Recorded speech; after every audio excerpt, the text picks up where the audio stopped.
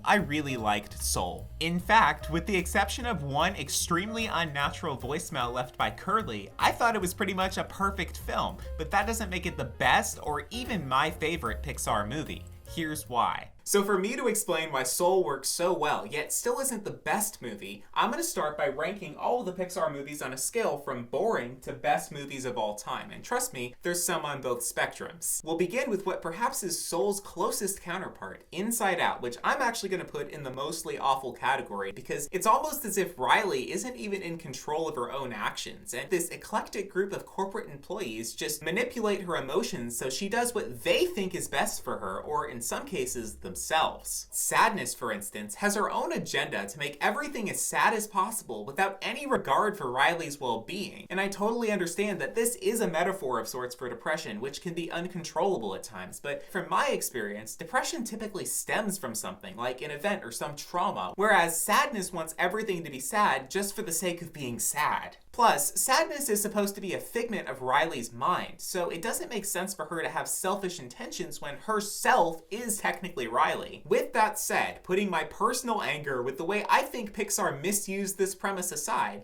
I really enjoyed the character anger. He was hands down the best thing about this movie for me. I mean, I laughed out loud at every single line he said, and that's amazing. I also liked Bing Bong, the whole dream production sequence, the use of San Francisco, some innovative sound effects, and of course the score. So it's a mixed bag, but I actually like some of this movie, but most of it is just awful, which is why I put it in that category. Okay, now that we have my unpopular opinion out of the way, let's talk about a movie I love. Ratatouille, which I'm actually going to put in the best movies of all time category because it truly is. Anton Ego is one of the best Pixar characters and really one of the best characters in cinema history. That scene at the end where he tastes the ratatouille and he's taken back to his childhood is seriously amazing, and this is a top tier movie that I absolutely adore. The same goes for Monsters, Inc., which interestingly enough, I'm going to put ahead of Ratatouille in the best movies of all time category. I would like to add that Monsters, Inc. was directed by Pete Docter, who also was the director of Inside Out. I think this is the funniest and most original Pixar movie. On the other hand, the sequel to Monsters, Inc., Monsters University, goes in the mostly awful category behind Inside Out because all of the originality and fun that I loved about Monsters, Inc. was just missing from this movie. It's definitely not boring, and there are a few redeeming qualities, but still, it's mostly awful for me. But I must give credit where it's due, because the director of Monsters University, Dan Scanlon, clearly learned how to make a movie since then, because his latest film, Onward, I'm putting in the amazing category. Going in, I had really low expectations for this movie, because as much as I love everyone in the voice cast, I just did not connect with the trailer at all, but man was I surprised.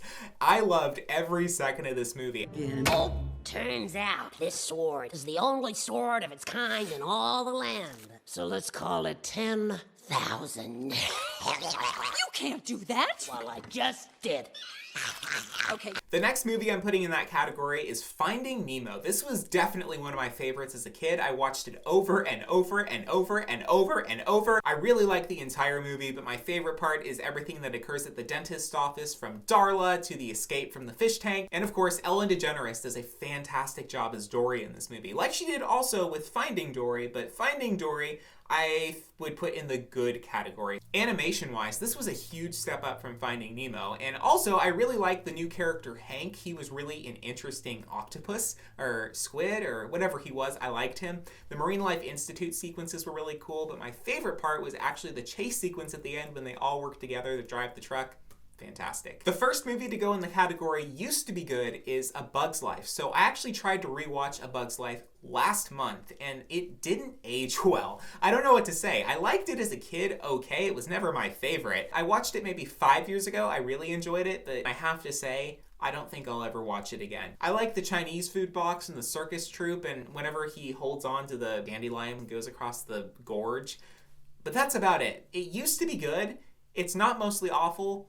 It's just meh. But now I think it's time to talk about Toy Story. So Toy Story is my favorite Pixar franchise for sure. Every one of the movies, Toy Story 1, Toy Story 2, Toy Story 3, and Toy Story 4, I would rank amongst the best movies of all time. Toy Story 2 is my favorite because it has Al's Toy Barn and Al the Chicken Man, who is absolutely unbelievably amazing. This is also the movie when we're first introduced to Mrs. Potato Head, Jessie, the Prospector, Bullseye, the Woody's Roundup sequence. Emperor Zurg is possibly the best Toy Story character, period. For me, in my opinion, he's epic. Second best, I would say, is Toy Story 3. This is the only movie that has ever made me cry. And I've seen this movie, a bajillion times. And when I rewatched it about 2 months ago, oh my goodness. I had an unbelievable emotional reaction. After watching, I couldn't speak for 20 minutes. That says something. Toy Story is third best. This is one of the most important movies in animation history next to Snow White and the Seven Dwarfs. And last month, for its 25th anniversary, I rewatched the movie and made 25 observations about it 25 years later, which I posted on YouTube, and you can watch that after this. And finally, we have Toy Story 4, which despite being the fourth best Toy Story movie, the antique store sequence is something I don't think I'll ever get over. I could go on all day about why I love Toy Story 4, but instead we'll talk about another sequel, Incredibles 2, which I will also put in the amazing category. This movie has what I believe to be some of the best action sequences I've ever seen in any movie, not just Pixar. It's absolutely incredible in my opinion, but not quite as incredible as the magic of the first movie, which I will put in the best movies of all time tier. What can I say? The score, the humor, originality, Edna mode, Frozone, everyone is just so good. Coincidence? I think not! Next, we'll talk about Coco, which I would also put in the amazing category. It's charming, culturally relevant, exciting, emotional,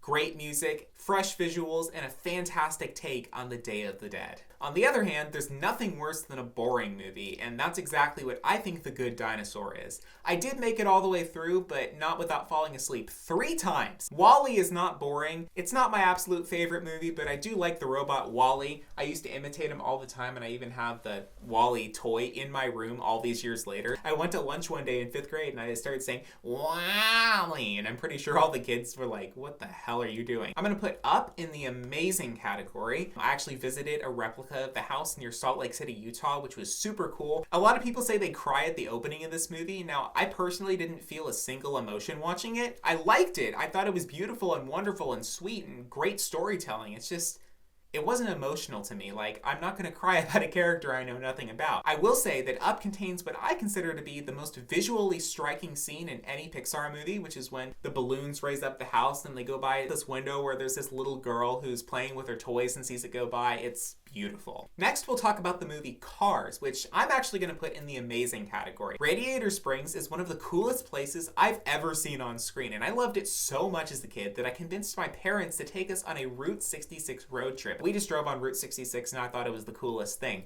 Then they opened Cars Land at Disneyland, which is not technically Radiator Springs, but it's Radiator Springs, and I lost my mind when I went there the first time. But beyond Radiator Springs, this is a really enjoyable movie. I like Mac, Lightning McQueen, Mater, Sally, Doc Hudson.